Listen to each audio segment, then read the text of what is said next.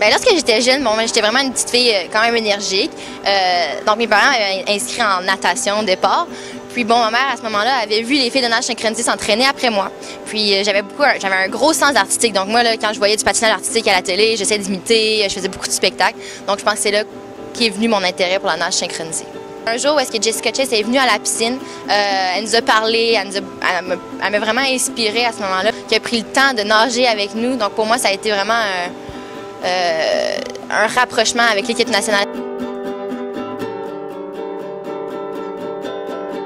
Lorsque j'ai décidé d'aller à Montréal, pour moi, ça a été vraiment un moment important, un moment ou une transition plutôt, dans le sens que bon, c'était plus juste pour le plaisir. Maintenant, on s'entraînait aussi pour j'avais des objectifs en tête. Je voulais faire l'équipe nationale, c'était vraiment important pour moi. Moi, ça m'a pris vraiment du temps à accéder aux équipes nationales. La première année, je ne m'attendais pas tant que ça à faire l'équipe nationale. Ma deuxième année, par contre, on avait beaucoup d'attentes envers moi, puis j'ai pas réussi. Donc, ça a été vraiment un moment difficile.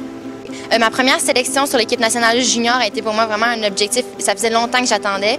Ça m'a pris du temps à réussir à atteindre cet objectif-là. Donc pour moi, ça a été un moment où est-ce que wow, je suis capable de le faire puis je veux poursuivre encore plus loin.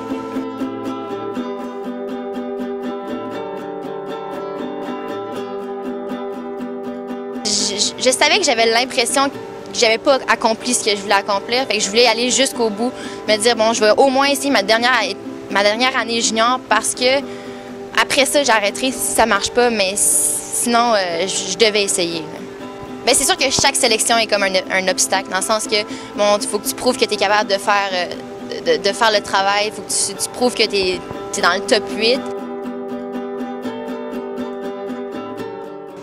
Moi, j'avais à peu près 8 ou 9 ans, là, lorsque je disais déjà que je voulais aller aux Jeux olympiques. Donc, bon, les gens me croyaient pas, là, parce que, je savais à peine nager encore. Je pense que c'est en regardant les Jeux olympiques que mon rêve s'est développé, là, à force de voir les athlètes y aller, puis la cérémonie d'ouverture, ça a vraiment l'air fun. Une année préparatoire pour les Jeux olympiques, c'est jamais facile. Il y a des hauts, il y a des bas, mais on a vraiment vécu ça en équipe, puis on se soutenait là-dedans, donc ça a quand même bien été, ça a été une belle expérience.